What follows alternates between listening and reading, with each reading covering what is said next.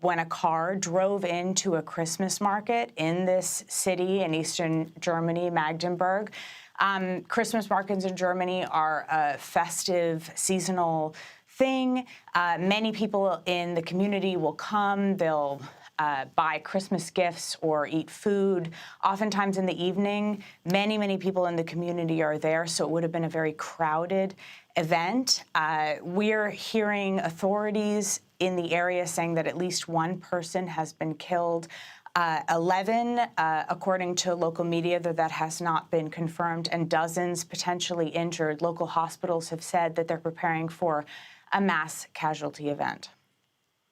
Sam, as we watch some of the images that are coming in, obviously just a horrific story, something so tragic just happening days before Christmas. Can you break down, from your expertise, what are some of the questions that you have about what happened and what are investigators doing right now? Well, in the first instance, the underlying question is whether the suspect, perhaps the individual who's currently in custody, acted alone, or whether the suspect was in touch with others who may seek to implement similar attacks. So at this point, intelligence and law enforcement services are focused on ensuring that this was an isolated incident and that there's no ongoing threat to the public. At the same time, we understand that there may be a suspect in custody. So another key question is what this individual's motivation was. We know that there has been a heightened threat environment declared by authorities in Germany, throughout Europe, and throughout the United States, particularly post-October 7th. And developments when Hamas attacked Israel and Israel's incursion into Gaza. There's been a heightened threat environment related to those results.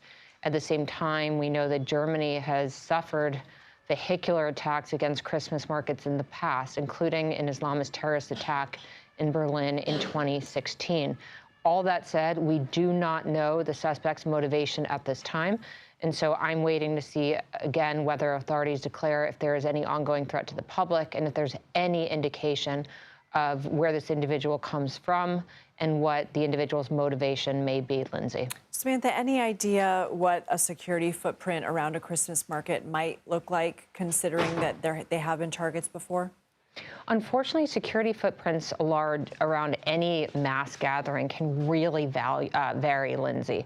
Typically, in large urban settings where there's a larger police presence, we do see a larger security posture that could include a completely enclosed area when it comes, for example, to barricades that can prevent all vehicular traffic from entering a mass gathering. In smaller jurisdictions, law enforcement just may not have those kinds of resources.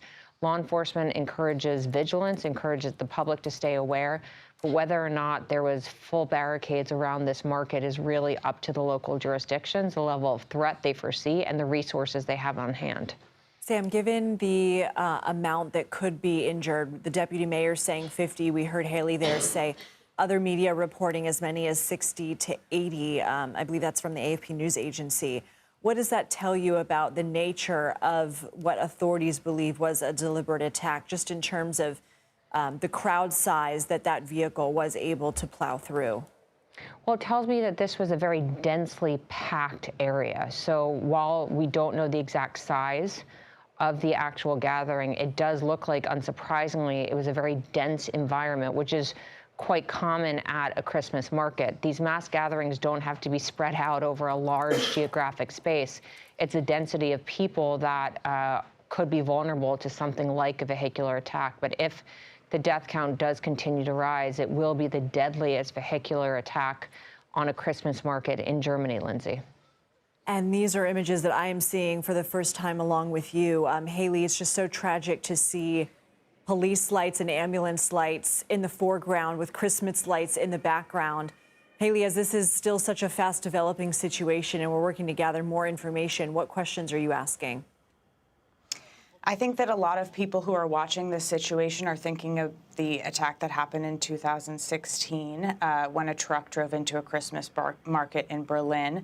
13 were killed in that attack, dozens were injured, and it really challenged the sense of security that a lot of Germans had around those Christmas markets, and frankly, a lot of Europeans had around mass gatherings. And I think this has probably reignited that feeling in a lot of people, gathering to celebrate the holidays, gathering to be in crowds together around, certain events where people all congregate in a certain place. I think that challenges now people's sense of security doing those things. We're watching, obviously, this situation. Dozens have been injured. Hospitals are preparing to potentially care for the injured. I think that's what people are thinking about at this moment and are concerned about moving forward. All right, Haley Ott and Samantha Vinograd, my thanks to both of you as we work to gather more information. We're going to take you back to coverage